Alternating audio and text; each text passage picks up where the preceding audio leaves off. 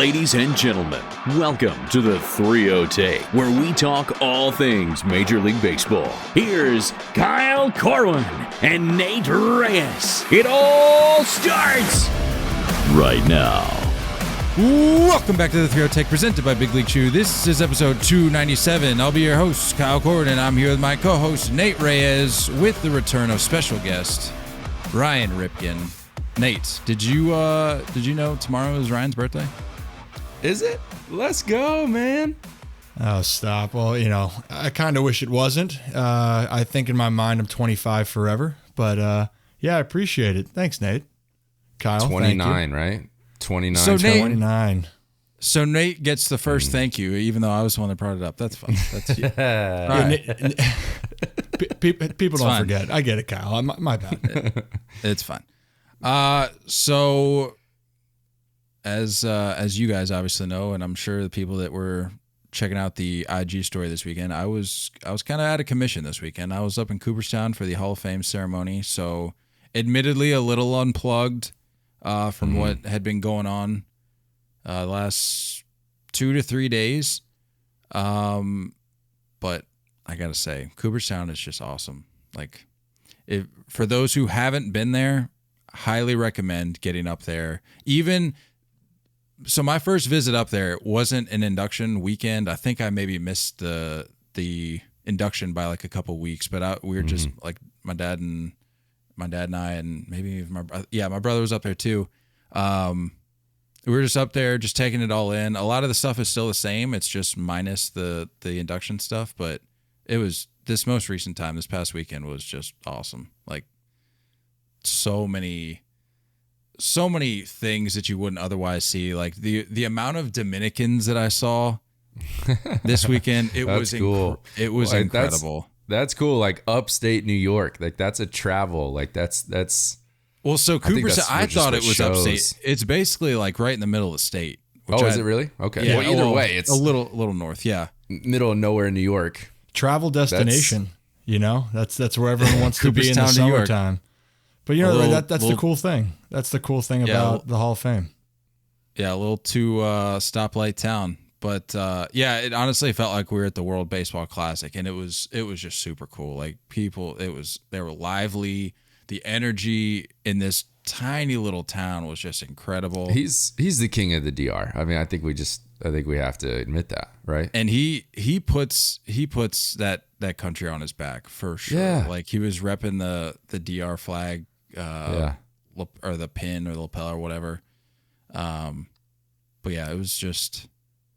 Nate, you said you haven't. Ryan, I know you've been there. You haven't been there, correct? I have not, and I'm kind of pissed because like of any induction I would have gone to, I probably would have done the Jeter one, but the COVID stuff like threw the whole schedule off, and I just couldn't make it work. And so it's like, if I didn't go to his induction, is there any other induction I would go to? Probably not. So I think I'm just gonna time it to where it's nice and quiet. It's the middle of like a random date that no one's going to be there, and I can take my time in the museum, like that kind of thing. Do you get rushed through the museum when you feel like there's too many people there? No, I mean, surprisingly, and credit to the museum staff, like they were super helpful, very kind, given the weekend. Like you would think that it'd be possible for them to get a little overwhelmed, but they were all great.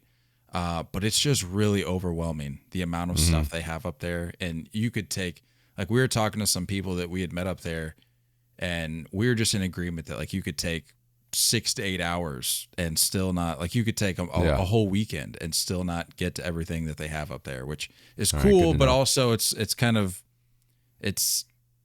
disappointing because it's like, I'm up here, I want to be able to take everything in, but it's just impossible to get around to it all. Yeah. There's so much to explore there, and it's funny because it is such a small town, but I would say if you have the opportunity to go for a ceremony, Nate, and on your own, I would do it because there is something about having a group of people come together for the induction. Like, and we just talked about, that Big Papi put the DR, put the country on his back. And for the last, for his playing career, those like a 10, 15 year period, He was iconic. And Kyle, with all those Red Sox World Series runs, and then you see those floods of people come back to celebrate it, and everyone's there and it's excited. And the Hall of Fame stuff, it's endless things that you could go and see. So if you have the time, anybody that wants to go, it's a must. You must go at some point. You will not be disappointed. Yeah, I was admittedly a couple moments over the weekend, got a little emotional, shed a tear or two. But it was just really cool being able to hear so many stories that you otherwise wouldn't hear. Like even the names that I wasn't as familiar with who got inducted this past weekend. Just hearing just the people that they are, like the types of people that they are, and their life outside of baseball, and some of their passions and things that kind of consume their time now that they're a little further separated from the game. It was really, really cool to hear those things. It was also pretty cool to be able to boo Manfred in person with thousands of people collectively. Got to check that off my bucket list. But yeah, I mean, it was a whirlwind. It was a flash. We went up there Saturday, came back last night. So back-to-back days of driving up to Cooperstown, but well worth it. There you go, baby. That's all you need. Yeah, and then the content still on the side of the personal photos, you eating some pizza. I'm all for that. I want more Kyle content out there in the open. all credit to my wife. She knew I was kind of like that it would just be a blur, and so she knew I was going to try to be taking some pictures of some stuff. Like I had a front row seat for the parade. Stop, first of all, the Scranton stop on the way up for the paper mill. That's gold. I told her, I was like, I want to stop and see the Welcome to Scranton sign. That's like the first thing you see, like right there in the intro. And we drove to where it was supposed to be, but then I think we ended up at the wrong spot. And then so I was like, all right, let me type in the pen paper building, because I know we're like right around the corner. Mm-hmm. And it was sure enough, like right around the corner. So went over there, snapped a pic of that. I was like, this is incredible. And for those people wondering, yes, I know that The Office wasn't filmed in Scranton, but John Krasinski still get a little love. Yeah, John Krasinski filmed that intro to The Office. That's his footage. Like he took a trip out there before they started filming the show and filmed some Scranton spots. It's the same way, like for Friends, like you go and take that on like Bleecker and Grove, that building that they always film from the outside. Obviously, they didn't film Friends there. And obviously, there's not a coffee shop right below, but it's like still, like you can take a picture of that building and it's cool. There's no coffee shop? There's nothing there? No, it is a shop, but it's like, I think it's like a bar or something. It's not a coffee shop. And it has like a red outside. It's definitely looks nothing. There's no Central Perk anything going on there, but it's still like you still have to get that view. It's sentimental. It's cool. It's sentimental. Yeah. You feel involved. It's as close as I can get to The Office on this side of the country. So, but yeah, it was all in all great weekend. Got to see Poppy. Got to see my guy. And like I was saying, I got a front row spot right there for the parade. So I was snapping some pics of all the guys coming through. I saw some guy named Cal come through. Wasn't all too familiar with him, but figured, he's here. He seems fairly important. Forgettable. I'll snap a couple pics. No, but it was cool. See, some of those guys haven't aged a day. Like it's crazy. I think my favorite guy that came through was actually Wade Boggs, because he had a cup of beer, and he was just Sounds toasting like to everybody, like just as they're coming down the street. I'm like, what a guy. I don't think that guy will ever go a day in his life without having a beer. He's staying true to himself. He's not changing Which I for the Hall of Fame. You gotta do it. That's what got him there. You know. Yeah. Can't change. And then now.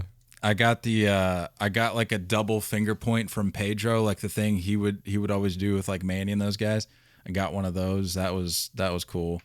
But yeah, all in all, good weekend.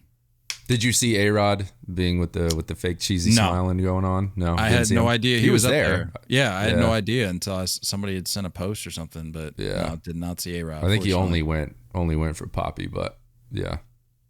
Well, I mean, there's no other reason he's going to be going. So. Oh, Yeah, sorry. Won't be in there. Won't be in there anytime soon. It's a little jab. Just a hard ricochet for A-Rod.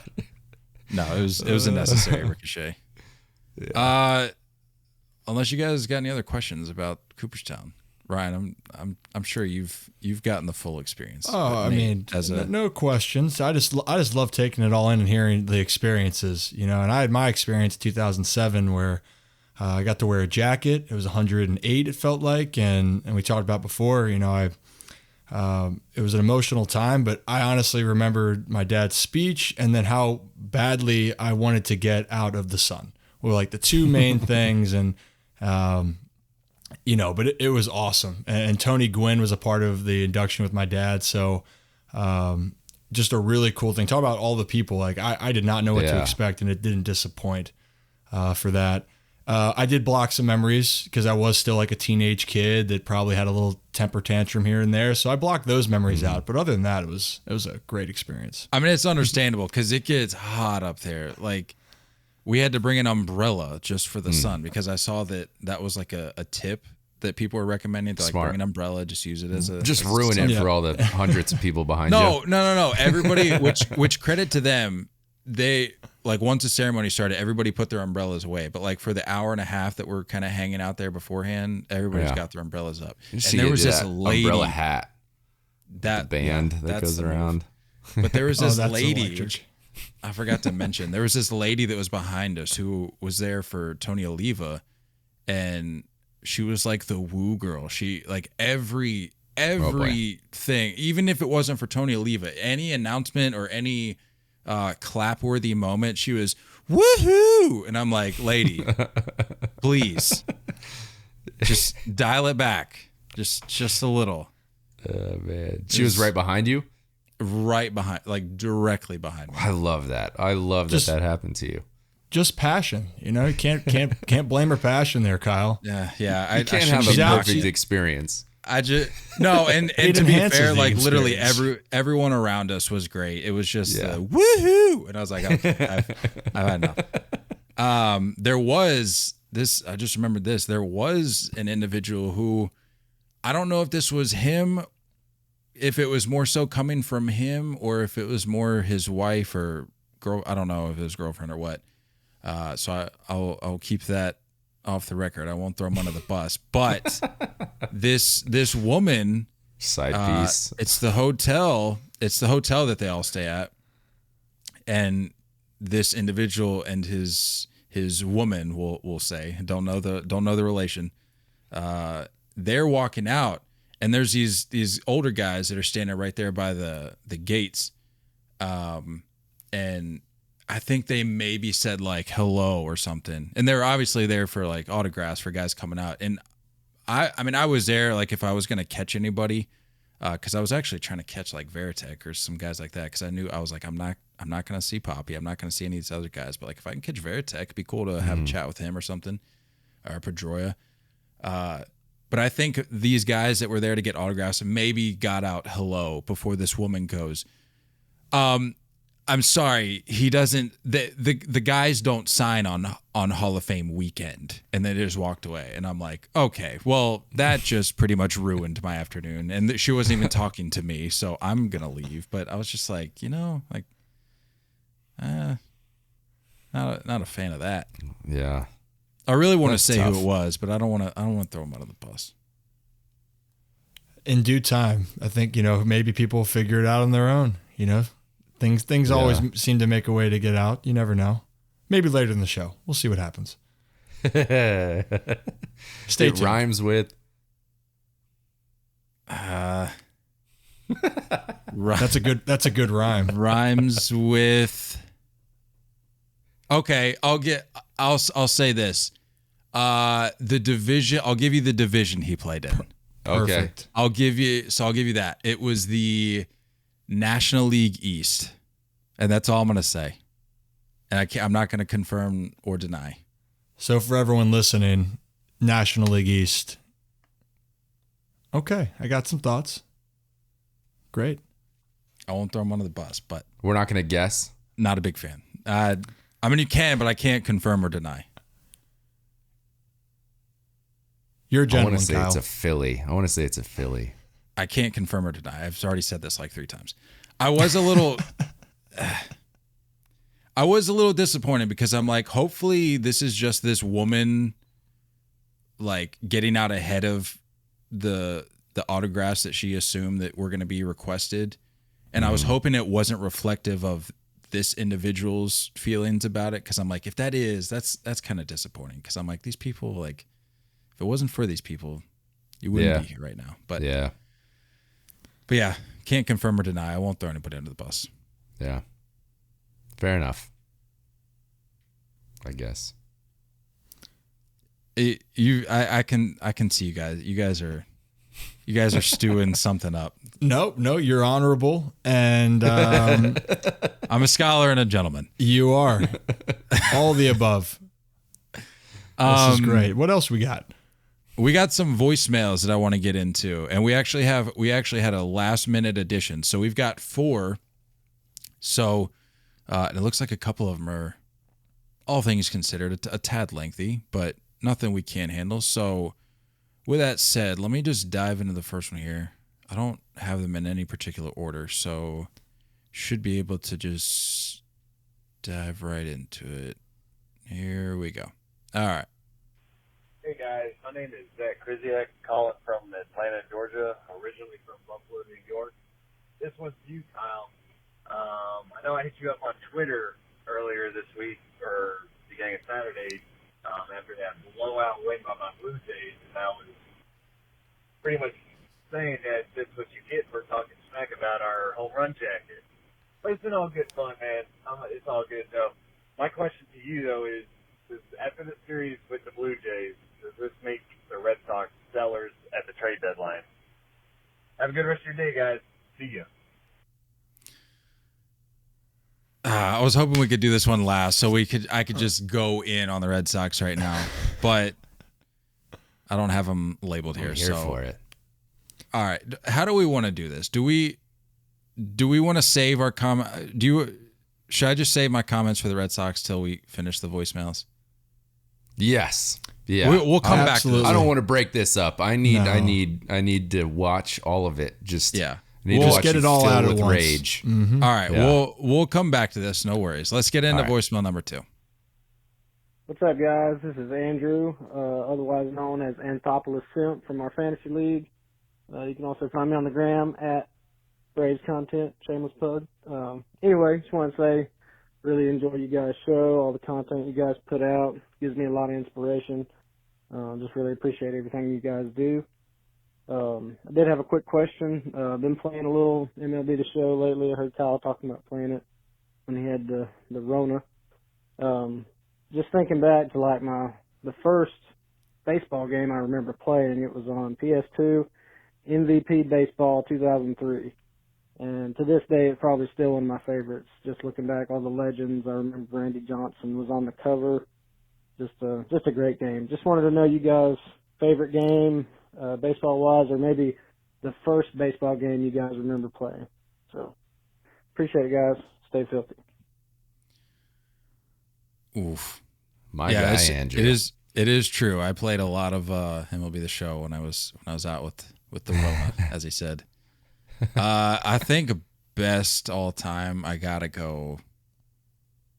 I think I've said this before, and I probably have gone back and forth, but I think if I had to choose, I'm probably going MVP 2005 with Manny on the cover. That's peak baseball video games right there. Yeah. Yeah, Ryan, I know Wow. you lost your dad in a commercial, right? Were you playing? No, that was racing. You were racing cars. We were That's racing what it was. cars. Let's not forget. There's a couple things with that. I just want to get this off my chest. For anyone that didn't know, I told them that I was in a commercial with my dad as a kid. Which you can look up, by the way. It's on YouTube. No, it's off the air. You can't find it anywhere. No, it's absolutely on YouTube because that's how we saw it. So don't listen to a word he's saying. I think it's Quaker State. Not going to confirm or deny anything. It's Quaker However, you know what? So the question was about a video game for baseball, but for that thing, it was a NASCAR video game. And the second thing is I would never lose to my dad in any video game. Let's just get that out on the table. I would probably have to agree. MVP Baseball is probably my favorite baseball series. I loved 03 to 05. I thought they were great. I think the first baseball game, though, if I'm going to go back where it got me excited about baseball games, was Ken Griffey Jr. I think on N64, and then it had the little, like the little, I don't know what you'd use, I guess, to line up hitting the ball, and like some players had really tiny zones for them to hit, and then Ken Griffey had the largest one, and it was so much fun to play with him. The like interface thing. That interface thing, and Ken Griffey's like took up, it felt like the entire strike zone. So sorry Calvin, I use Ken Griffey a lot. So that was probably, I'd say, my first memory, but I'm with Kyle with MVP Baseball. I think I'm trying to think. Did they have Cal in 05? Because they had. No, Cal was on a cover of a game. I'd like to say towards his last year, but don't hold me to that. Since you guys were so adamant and great detectives finding my commercial we'll work, find it. Don't worry. I'm sure you can go into the archives and look up that. Because you know what it was? It was probably too close to his retirement, because they did in 05, they had like the legends grouping of guys, but it was probably just too. I bet you now he's probably, he's in the show, I think, right? Doesn't he have I think he's got a player. He's probably in there. I think you can do one of his stances. You can like create your player and choose one of his stances. Yeah, I think there's obviously multiple stances to choose from. But yeah, that is very accurate. I'm going MVP 05, final answer. I honestly, has always been about the show. I know that's kind of late to the game, but like when I had PlayStation 2, it was like the MLB The Show, like 08, 09, where it was like, way back when, like Joe Mauer and like Pedroia and like, I think Ryan Howard was on those covers. So like those were my favorite games for sure. The first was just backyard baseball, and that was, you and me. Oh my goodness. Playing backyard baseball when we were kids, and like playing on the computer or Game Boy. And I might have to change my answer for that. Pablo Sanchez and co were unbelievable. He ran that neighborhood for sure. The 01 version was the best. That was so good. That was like Frank Thomas, Ken Griffey, Cal was in there, Tommy was in there. Tommy was in there. Yeah. That was a game. Rafael Palmeiro, I think, was in there. Right? Yeah, that one, he was. Yeah. That one might trump it for me. I was so obsessed with that game, and I think I would like dance around the computer area when Pablo Sanchez hit a home run, and then they like play the music. A little blimp comes across the stream. Home run. And like dun, dun, dun, dun, dun, dun, dun, dun, and I'm like, I'm rounding the bases. This is amazing. Yep. A little hack. I remember reading that, like when their like little player cards came up and it showed their stats, I think it was something like if you held the space bar and clicked his like little guy, he would talk in English. Or what? Oh, really? It was whatever that he didn't talk. Did he talk in opposite. Spanish? I think no, he would have talked in English. I think you could get him to talk Spanish. Either way, it was like vice versa. It was a little hack, but That's a great probably 1B to my 1A of MVP 05. Yeah. All right. Choices. Great choices. Voicemail number 3. Let's get into it. All right. So here's the deal with the All-Star Game uniforms. I appreciate what you guys said on the most recent show. It's perspective I haven't really thought of before. So I think the conclusion I've come to is either, one, you let players wear whatever uniform that they want to wear for the team they play for, or you have the same jersey that says national or American on it, and it has a twist to whatever, stylized to whatever city you're playing in. I'm from St. Louis, and when the All-Star Game was in St. Louis, the National League jerseys said national, and they had the bat below it, and they were red, clearly a St. Louis All-Star Game. I think those are the two routes you should go, and they need to pick a lane, because these weird jerseys that they keep putting out just are unsettling, and I'm tired of it. Second thing, please continue to talk about uniforms. That person has no idea what they're talking about, and a huge reason I like listening to you guys is because you talk about things besides the actual game. Things that are related to the game, but not actually the game and the stats themselves. I appreciate that. So please don't stop talking about uniforms. All right. Keep it up, guys. Thanks. Bye. Let's go. Love that. That's fantastic. Love some good validation every now and then. Yeah. I love that idea, though. I mean, if I think I kind of picture what he's saying. So, like, if you grab a Cardinals home, maybe that, like, cream one that they have with the red lettering across, right? But it just says National instead of St. Louis or instead of Cardinals. I think that's what he's referring to, right? So you keep that same jersey, but you keep the same font, but it just says National or American instead, right? Yeah, which that, if you take that route, then you're more so kind of paying homage to the team that's hosting. Yeah. But if you take the other route of just letting players wear their jersey, you're at that point, you're obviously not really tipping your cap as much to the team that's hosting or the city that's hosting, and you're more so letting guys kind of show that pride in their, or I should say, rep their team and show pride that way. But to me, either one of those is better than this like bland monochromatic crap that we've been putting out seemingly the last couple of years. Not only for the All-Star week, but for Players Weekend. like all that, whatever that is. That's a joke. Well, it's just more generic around the All-Star weekend. And the thing is, for the All-Star game, you want to applaud the successes of the individual. That's why you're there. So why not, while they're doing that, acknowledge where they are? I mean, if you're a baseball fan and you're following the game, like you'll know which teams, like, you know who Juan Soto is. You'll know who, Mike Trout is and all those guys. But for some of the other players that are coming from teams that you might not know as much about, it'd be great to see, he's an Oriole, or that's a Yankee. That's a Brewer. Like, that's something that you want to be able to give that customization, that type of feel. 'Cause I'm with you. And I feel like you can find that balance, right? Like maybe if you want to do the more generic look, All-Star, we're together as a team, put that earlier in the week, or practices. Well, I remember like back in the day, early to mid 2000s where you would see the American or national jersey during the home run derby. Yep. And all the guys would wear that during the home run derby. And then the All-Star game was their jersey with their home team or away team actual uniform. Perfect. That's a blend of both. You get to sell both. You can put those American and national jerseys in the shops around the stadium. You can sell them on the internet. Like, all that stuff happens. So why can't we have best of both worlds? I don't get it. Doesn't make sense. I don't know. I just want something that's better than what they've been putting out. That's all I'll say. Voicemail number 4.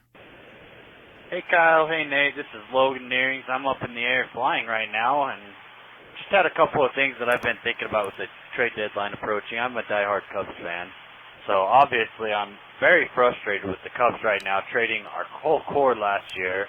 Even though I think it was kind of good to get a fresh start, rebuild, it was tough at the same time. And the fact that they are not extending Wilson Contreras really pisses me off. I'm like, he is the heart and soul of this Cubs team, and I think the next Cubs future core. And I think it's ridiculous. We have so many like Dominican, Puerto Rican dudes in our system, and they all just love Wilson. And here we are talking about trading him and Ian Happ when they're having the best years of their career. Happ has club control for next year as well, which tells me they probably aren't trying to compete for next year. And honestly, I feel like the Cubs are a couple starting pitchers away from being a good team, especially when we're in the NL Central, which is a pretty bad division when you look at it in whole. I think that the Brewers are going to be good for the next couple of years. The Cardinals will. But the Cubs are playing like a small market team when that's not what they are, and it is so frustrating. I just wish they would extend Wilson Contreras. I don't think that they're going to get near what he's worth in a trade package at this point in the season, and it's just very frustrating. But anyway, thanks, guys. Love your pod.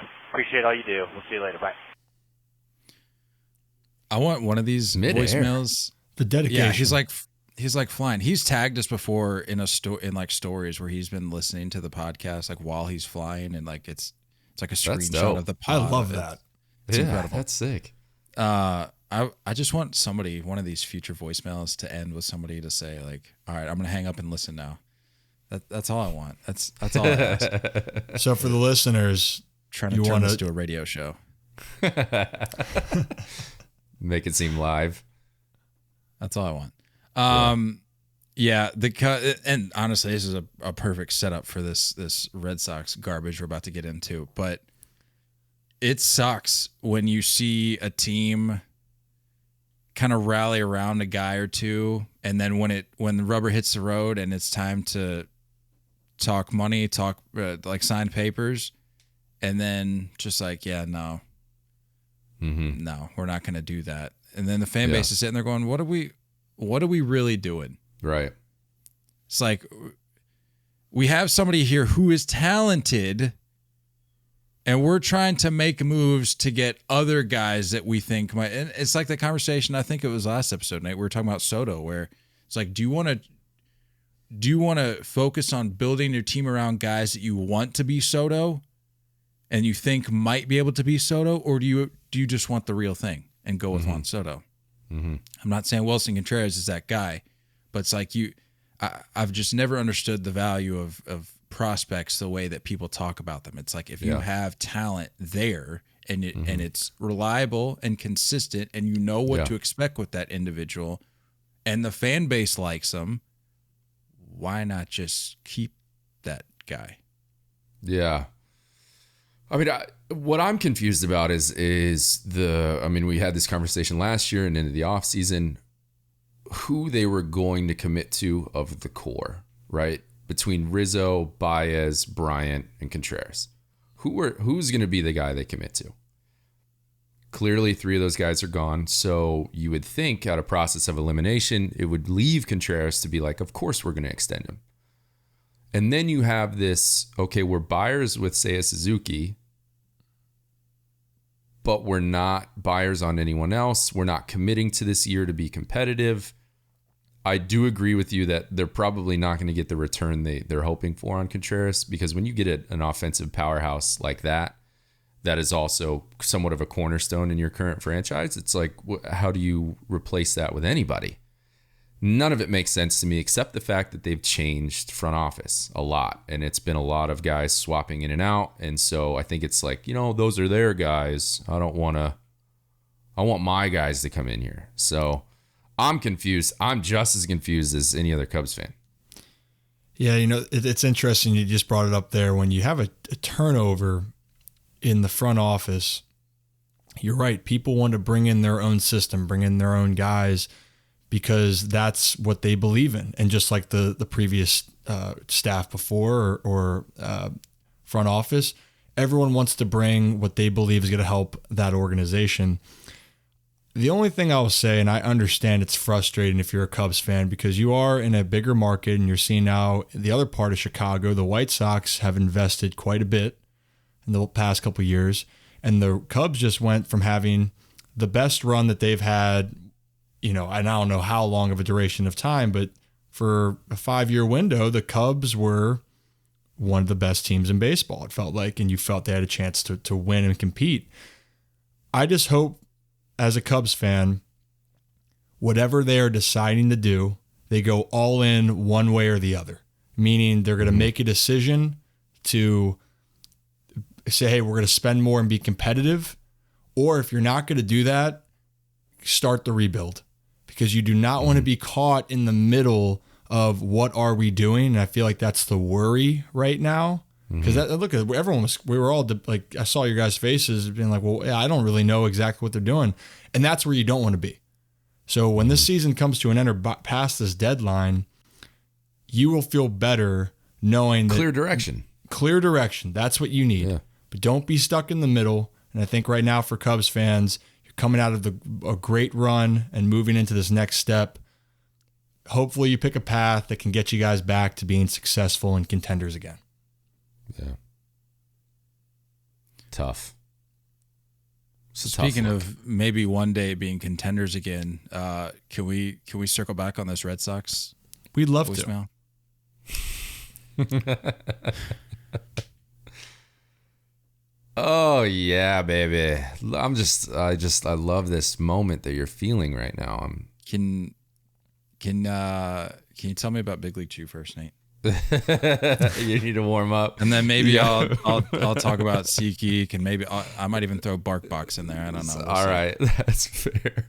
By the way, before I get into Big League Chew, I did finally get to watch The Battered Bastards of Baseball on Netflix this weekend. Very good. Very, very good. Our guy Rob was in there quite a bit. It's just I can't believe I didn't know more about that story. It's really kind of fascinating. It's cool. It's good. And it's not long. It's only about an hour and a half. So get to it if you haven't. But Big League Chew, founded by former left-handed pitcher Rob Nelson, Big League Chew started from humble beginnings in that Portland Mavericks bullpen in 1977. For more than 40 years, the iconic pouches packed with shredded, flavorful bubble gum has become the #1 shredded gum of athletes everywhere. Big League Chew has sold more than 900 million pouches and is designated as the Hall of Fame bubblegum. Grab some gum and head to Big League Chew's social media channels at Big League Chew on Twitter, at Big League Chew Gum on Instagram to show off your Big League bubbles. You can also find a list of retailers or purchase any of their products directly from their website at bigleaguechew.com. BLC, Big League Chew. I did see the Big League Chew exhibit in the Hall of Fame. That was cool. Love that. They had it was one of the older packs. It was like one of the, like with the funny looking guy on it. He almost looks like a gremlin on crack or something. I don't know what was going on. It's quite a but description. It was you look it up. I'm telling you, if you look it up, it's wild. So and that's what I'm going to think about now. Next time I look at that. All right. Gremlin on crack. That's but you're right. It's so the thing is though, Kyle, is that it's exactly how I remember Big League Chew from the beginning. The old days. The old days. Here it is. Okay. You all tell me. I'm gonna show you here. You all tell me what you think this looks like. Oh, dude. And this makes so much sense when you watch the documentary. I promise you that logo represents all of their players. It's so cool because they talk about how like back in the 70s, like mostly guys were clean cut. They were uniformed. All the uniforms were the same. If you're all wearing stirrups or you're not wearing stirrups, these guys were like scraggly, like beards and big sideburns and long hair. And it's like, it wasn't the way you're supposed to look back then. So that makes a ton of sense when you watch the documentary. Like I said, I'm not knocking it. I think it's great. It's really the only way I can describe it. But anyway, I love the description. Thank you. So the Red Sox. Let's dial it back to, was that Friday? It would have been Friday. Yeah, Friday was the big one. Yeah, because it just set me up for a miserable weekend mentally. Ooh, I was not a great place. I was not in a great place going up to Cooperstown after that display of hot trash. 28-5, I think it was. I think I blacked out after it was like 20. I think it ended up being 28-5. Yeah. Franchise record. It was history all over the place. I believe it was a franchise record for the Blue Jays, most runs scored. I think it was, feel free to fact check me, but I think it was the most runs allowed by the Red Sox at Fenway Park in franchise history. Just horrendous. And what's really... Off of 29 hits. Thanks. What's really frustrating about this is that it just makes the front office's decision that much easier. Like you got guys like Nate Eovaldi, Xander Bogaerts, obviously at the top of the list there. JD Martinez.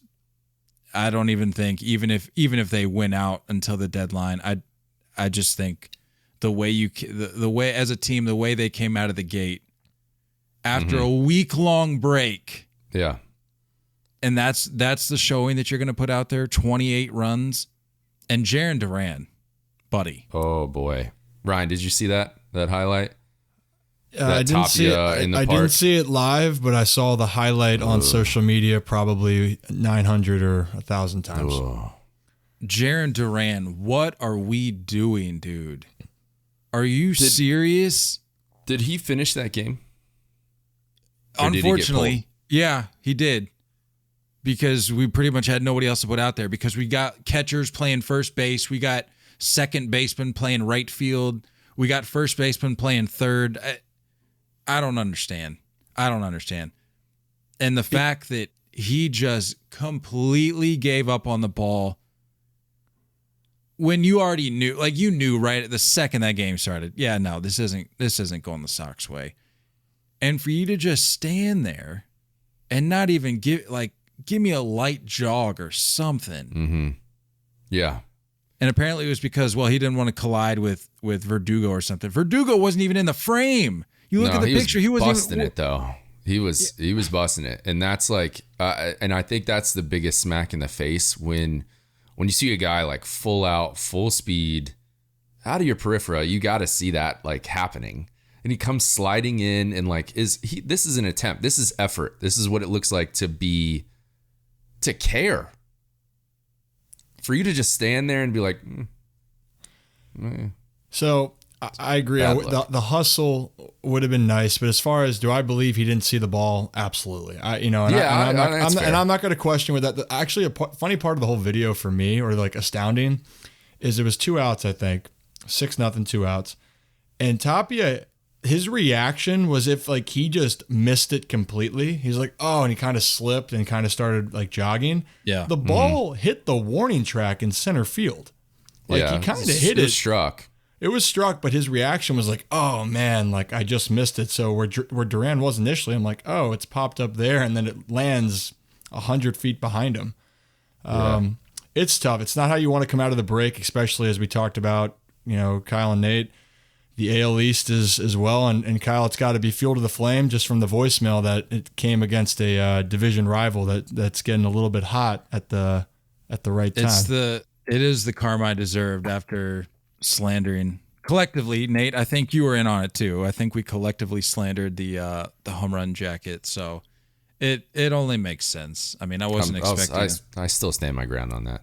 I still stand my ground, but I think my response was like, the Blue Jays decided that because we hated it, that they were just going to show it to me every inning because it just seemed like home run here, home run there. I think it was a crooked number like every inning that game.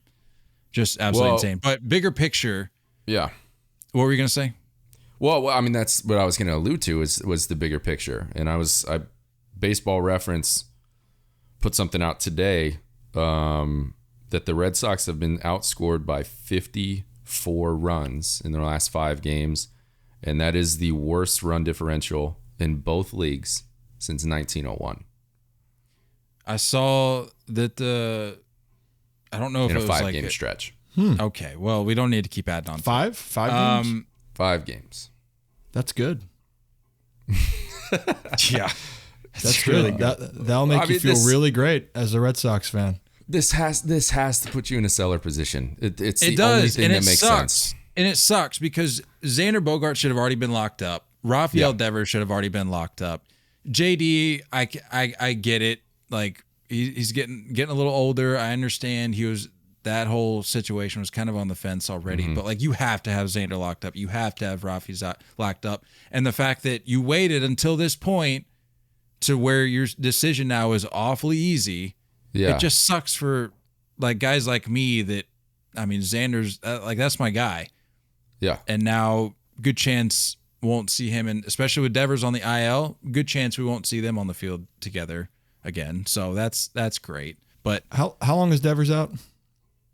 Do we know? Well, he's on the 10-day, but it seemed like they didn't hesitate to get him on there. So yeah, Devers isn't untouchable though, right? Oh no, he's untouchable. But I was just going to try to spin it to a positive way. I'll go on the other side of this talk, and I'm not going to say the Red Sox have to be sellers. Look, it as we've heard, it has not been a pretty week for Boston fans. However, you're not out of anything yet. you have the talent there. It's not that it's there, but you're right. You're going to have to make a decision on who you're thinking about extending. But Boston is one of those teams that will want to spend. They're not ever going to go into a full rebuild mode. So, Kyle, do you think, though, if the Red Sox can hang in there and Devers comes back and they're right in the playoff, if you're getting to the playoffs, wouldn't you want to keep your guys if you thought they still had a chance? Because once you get in, you never know what happens. Right, but that's the thing is the front office is going to have to commit one way or another. For sure. Like, even if it's in the next few days, like you're going to have to do something with Bogarts. You're going to have to do something with Raffy. And you're going to have to go out and make a splash at the deadline that's more than just like a number 4 starter. You're going to need to go out and like actually do something to then not only Luis commit. Castillo. Yeah, not only to commit to just the rest of the season, but to just show like the direction that you plan on moving forward beyond this season, regardless how things shake up. But like this, like you're saying, Ryan, with this like in between thing, I hate it. Right. I hate it. If you don't believe in this team, which in a weird way feels eerily similar to the way last year's team was, with just like I don't really know if this team can do anything, and then they're two wins away from the World Series.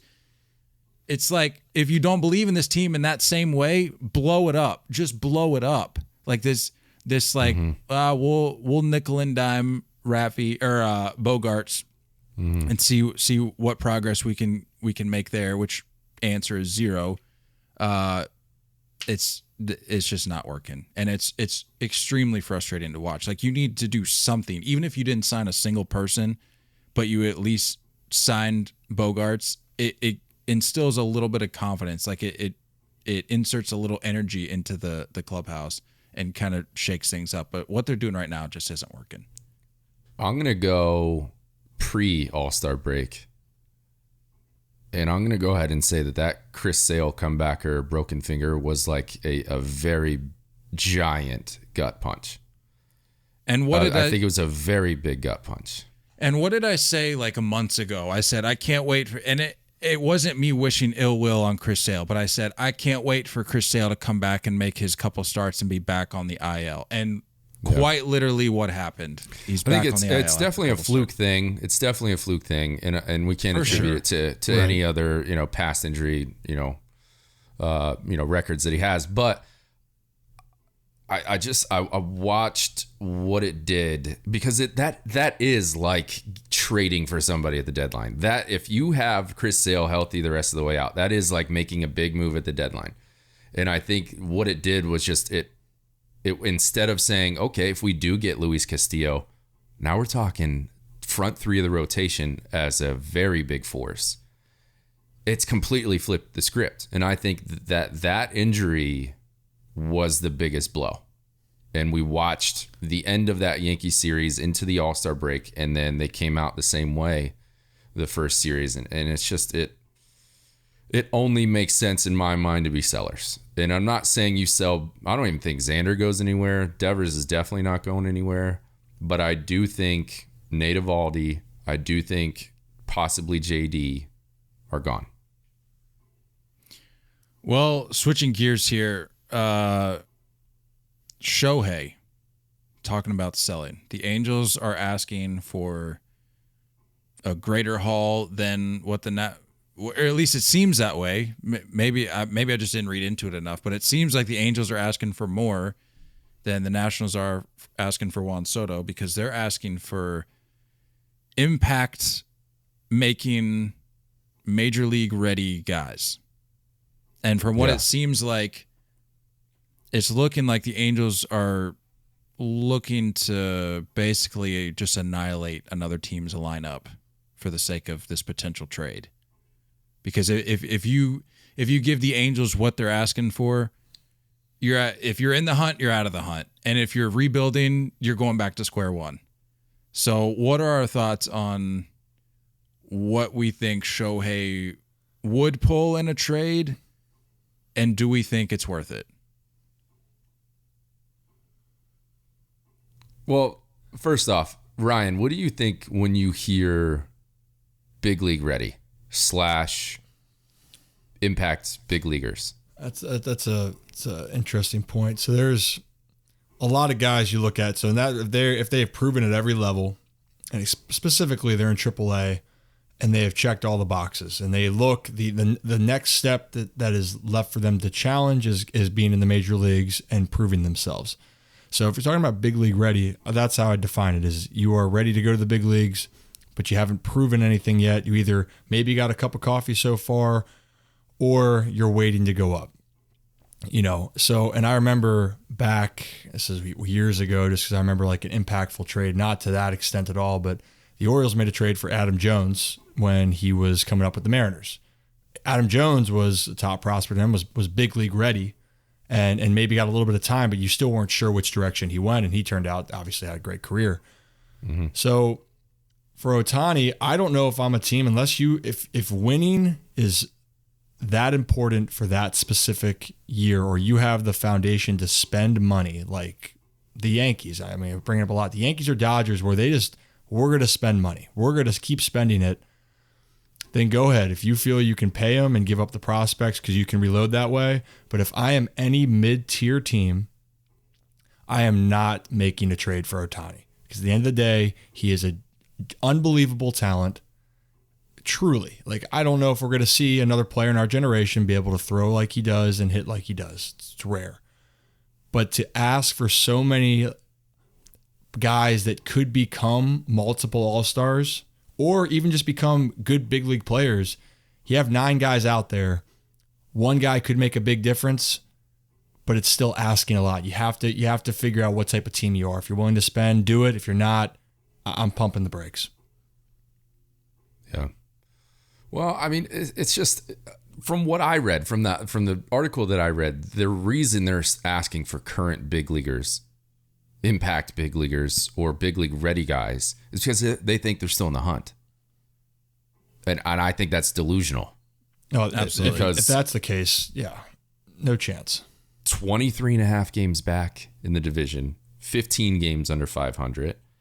And what are they at in the wild card? 10 and a half games as of right now. Behind. Is that what they were saying?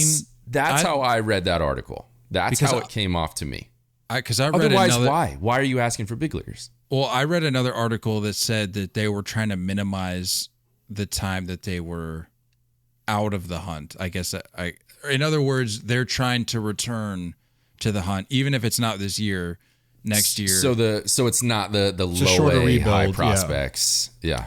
To your credit, I did read an article that sounded that it was saying exactly that. Like they felt that they were, but I don't know. Like I don't know if they released not that they released a statement, but I don't know like what their official position is regarding I don't think Shohei. It matters. But I think it's not this year. And it's a combination of trade chips. You got to get those prospects. It's clear they have a terrible farm because the last 20 picks that they've had in the draft, 15 of them have been pitchers.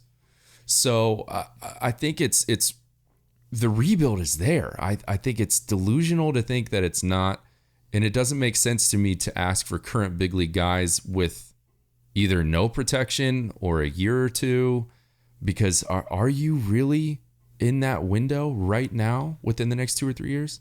We'll talk about teams that it's been a topic so far this show. Where are the Angels? Are they, where in your mind, in their front office is thinking, well, we can still, they built the roster thinking they'd compete this year, and it's not. The Angels haven't been to the playoffs since 2014, I think I last looked up, and someone can please fact check me if I'm wrong. I want to be known that I'm wrong. I think it was wasn't that the ALDS against the Royals? Because that was Mike Trout's only playoff home run, if I recall. And yeah, so I think that sounds about right. So you're talking about that. It's what are you trying to be? You are in a big market. You're bringing in big free agents, but whatever formula is happening, you're not bringing it in. And it's amazing that you have 2 talented players. But again, if I were the Angels, yes, I would try to look for it. Because I'm not sold that they know or have the formula to compete right now in the AL West. Because I think Houston and the Mariners and the Rangers have this type of system that they've kind of built, and it's starting to come to fruition, especially, the Astros and the Mariners. You got to figure that out. and you're wasting. You already committed to Mike Trout. Are you going to commit another mega contract to Ohtani if you're not making any progress? So I could see that whole Trout situation ending very poorly too. Yeah. I think his patience is about as thin as it can get right now. Yeah. And it's tough. It's a shame. Like we talk about, when do we want to see some of the best players play in the biggest moments? And Mike Trout is one of the best players, and we haven't had a chance to see him play in the big moments. Enough. And I mean, to the credit of what a lot of people are saying, like he made his bed. Like he right. made it very clear he wanted to stay there. For sure. It's a little different with Trout. I think when that deal first went down, or the extension, I should say, I was of the belief of like, no, just give it some time. Let's see if the front office can follow through on their promise to build around him and to provide him a supporting cast that will help get him back to the postseason. They just simply haven't done it. And if they think they've done it, Ryan, like you said, it just hasn't really happened. And so like regardless who you want to point the blame at, the reality of it is that the Angels are not in the hunt this year. They're not going to be in the hunt this year. And unless something drastic changes, whether it be a Shohei move or something, I don't really see anything changing. So I don't know. It's a shame. It is. Really is. And also something to note is that when Shohei was going through that process of coming over here, he chose LA. I think there were other offers and maybe even better offers than the Angels. He chose that location. And I think that's something to remember. So when you're talking about who would be able to possibly make a move for him, you got to think about the market that he would be going to. And in my mind, I think that Japanese and an overall Asian culture needs to be a heavy thing. Do you see him in Arlington as a Ranger? There's not that same amount of support and culture that you would get on a coast, right? Whether it's the West or East Coast. So that's another thing that I'm kind of, watching is that like if the Mets or the Yankees or the Mariners, those types of cities try and make a move for him, how well does he settle in versus a middle of the country type of team? Speaking of settling in, it seems as though the reporter that had a little run-in with Nick Castellanos was feeling awfully comfortable because he got violence. A little. He made that decision when he woke up. He said, "You know what? Today's the day. Yeah, I'm gonna ruffle some feathers. Today's the day." And apparently, this isn't like I haven't read like too many great things. I think it's Jim Salisbury with the Phillies. I haven't seen a lot of good things about him recently, so it's possible that I'm not all that familiar with Philly media, but it's possible this wasn't exactly his first run in either. But just the way the conversation went, like there's so many points where you could have just stopped it and could have avoided all of this. Yeah. He for those who are unfamiliar, basically this guy asked Nick Castellanos, who's just having a horrendous year, all things considered, asked him if he had heard the boos after one of his at-bats during the game. And Nick Castellanos was basically just like, dude, that's a stupid question. Like, of course, that's a rhetorical question. Of course I heard the boos. Yeah. And then the guy, but initially he answered it sarcastically. He was like, no, I lost my hearing. Yeah. He's like, can one of you guys, he looked at the other porters. He's like, can one of you guys answer him for me? And then it like cut back to the reporter, and then like the media guy, the Phillies media guy was like, all right, we're done. Like interview over. No. So he was he was on standby, and then Castellanos was like, that's a stupid question. And then the reporter was like, no, that's a question you should be equipped to answer. And then he adjusts his mask, and then the security guy steps in. He goes, okay, guys, come on. Yeah. And I'm like, why are you out trying to pick a fight with Castellanos? People saying he's soft. I don't necessarily agree with that. Like, if you've played baseball at any competitive level, you know how frustrating it can get. And to have a guy sit there and ask you, like, forget Castellanos for a second. Let's look at the question. Did you hear the boos?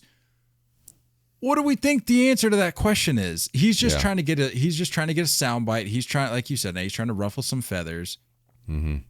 And so for Nick to respond the way he did, like, yeah, I'm kind of on board with it. Like I won't say I'm on board with it. I'm not like condoning it, but I understand it. Mm-hmm. And for you to, as a reporter, to get all defensive, what are we doing? Stirring the pot.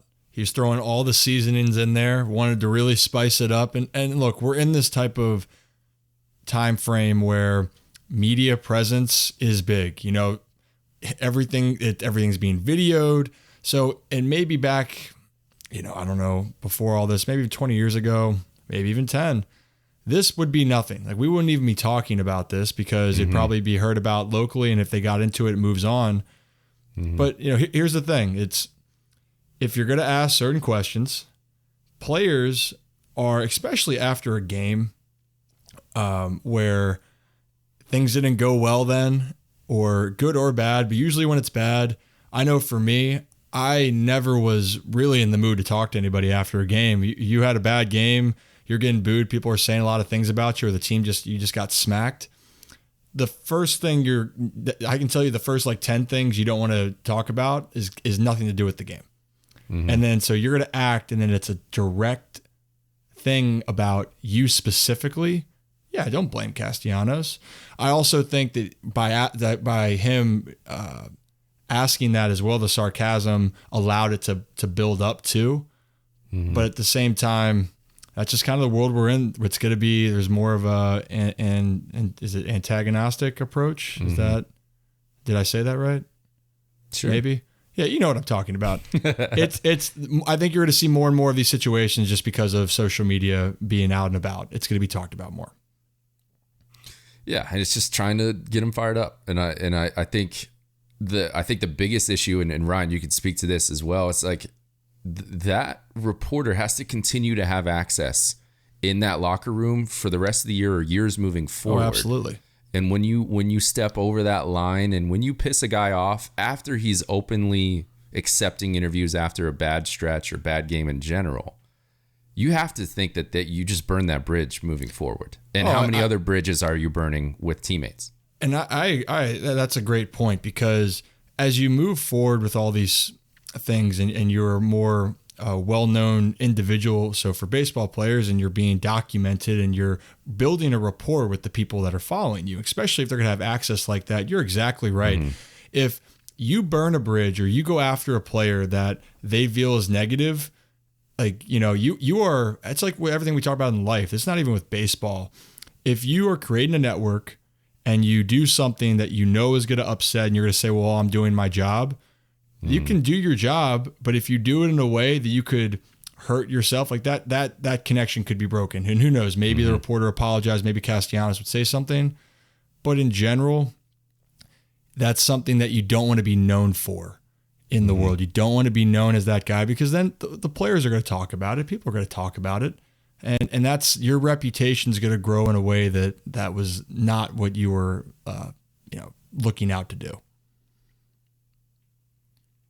How do we, kind of along these same lines, how do we feel about this Victor Robles Mad Bum situation? I mean, Mad Bum's like, relax, dude. And I think in his comments, he was like his third home run of the year, and he's acting like Barry Bonds, right? Don't give up a home run to a guy that only has 2 in the year. No, like, you know what I'm saying? Yes, and like, okay. I think that there's a level of, I earned this off of a legend. Like, Mad Bum is a legendary name in the pitching world. I think he'll go down as, and it's like, it's got to feel that I got him this time, and I'm going to soak it in for a sec. I don't think it speaks on the scenario of the game. I don't think it speaks on how many home runs you have in your career or on the season. It's, I got this guy. And you know, when you're sitting in the box, you're like, I want him. I want to beat this guy because this is an all-time name. And I want to add that to my list. And I want to remember this when I'm done playing. The reaction is what it is. It's just like, are we giving Robles too much credit? Do we think he's really thinking about that when he's going up to the plate? Or do you think he just sees it? I think every player has that, in the back of their head. I think that there's an extra gear that you go to when you see a Mad Bum on the mound versus some Joe Schmo. I mean, I don't disagree with Mad Bum's comments or I shouldn't say comments, but his overall sentiment regarding the, in my opinion, very important facet of all of this being the score. Like it was 7-1. Like if you're Robles, I mean, understandable. Take Mad Bum's comments out of it. Just the overall look of doing that when you're down, when it's 7-1. Yeah. That's understandable. And I'm not saying they're not capable of coming back and winning, but in that moment, it's just not a great look. So for him to come out and acknowledge, like, dude, it's 7-1. What are you doing? I can get But that. he's had these comments in all scenarios about any player that ever does this against him. It's across multiple different types of scenarios with games and scores. If anybody does anything to Mad Bum, he's like, no. Okay. Well, he acknowledged that. And I've got a quote here. So they asked him about it after the game, and he says, "Clown, no shame. It's 7-1. You hit your third homer of the year, and you act like Barry Bonds breaking a record. Clean it up. I don't care about giving up the run. Hell, we won 7-2 or 8-2, whatever it was. It's frustrating. I'm the old grumpy guy, I know, but that type of stuff didn't used to happen."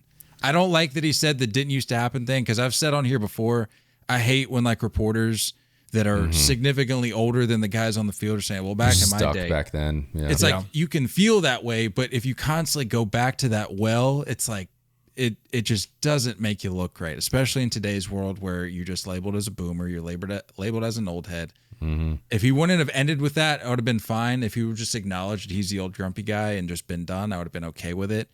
But I don't know.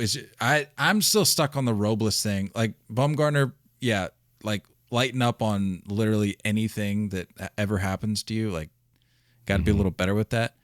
But you're down. You're 7-1. Come on. Mm-hmm. There isn't a lot to cheer about right now in Washington. True. Overall, That's it's been a rough year. So personally, like if it was me and we're getting smacked, I'm not going to do anything just because I feel that we're getting smacked and it's not about with me. Now, I've played with Robles. He's a very passionate player and he's a good guy. But I know he can be very emphatic and can celebrate. And that's, we're talking about the new school versus old school type of baseball. And that's where I kind of feel like people are stuck in the middle. People like seeing celebrations and people don't like being showed up. Robles, that's also just how he plays. He wants to show that emotion. Did I think he picked the wrong time to show the emotion? Again, it's up for interpretation. But would I have done it just because of the team mentality? No. And also, I wouldn't want to fuel any team to anything either. If you're getting smacked, I don't want to give the other team any incentive to do anything, because old school, new school thing, I would hate for a game that's already out of hand, kind of. And whether you're talking about the unwritten rules and a pitcher comes in and he drills the next, batter next inning on one of the Nationals guy and someone gets hurt, that always went through my mind. Whether we think that that's right or wrong about the unwritten rules, let's just be honest, that happens. And I would, at that point, that would just be insult to injury. You lose, and then the Diamondbacks are mad, and then here comes a ball right at the ribs. And, then we got a ruckus. So, yeah, it's like if you're the Nationals, with the way this season's going, you got to get the wins that you can. And like the Diamondbacks, you gotta find a way to get your wins against these teams. But if you're over here causing a distraction, not to say that this is a distraction. I mean, he turned it into a distraction, showing up. What was it, the next day with like the clown nose or whatever? Yeah, which is a whole nother aspect. I like that. I like it. And look, I don't want just new school and I don't want just old school. I like this. I'm a fan of this. This is what we're talking about. I want to argue about this. I want good. baseball. It's good for baseball. Yeah. It's good for baseball to have a whether you balance of like it both. or not. Yeah. Well, and like we talked about, I think that, we understand that people love baseball, but is it the most popular thing? It's football, right?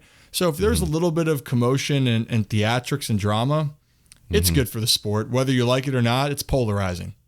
So we need it. I like it. We need to argue about it. I don't want Mad Bums and Justin Verlanders and Max Scherzers to go away. I don't want that. I do want those guys and that mentality to stick around and say, you know what? I don't believe in the way you do it, and I don't like it, and I want that edge. It's okay to be competitive. On both sides. You need that. You need both sides of that. Like, I don't like. I don't believe in the way you play the game. Here's how you should do it. And then the other guy being like, no, that's not how we do it. Here's how we play. You need that healthy tension. See, I can feel the passion when we're talking about it. Like that's great. People pick sides. They get behind it. It gets people talking. It will also bring more tension to situations. Then when they play again, you can feel things build up. I mean, it's great. It's a good storyline. All right, for the sake of time, let's wrap it up with these two headlines from the last few days. This first one, the Daniel Vogelbach trade to the Mets. Mets acquiring him from the Pirates in exchange for rookie reliever Colin Holderman. Again, for the sake of time, we'll keep it brief, but give me a grade for this move if you're the Mets. How do you feel about the Mets' overall improvement as a result of this trade? C+.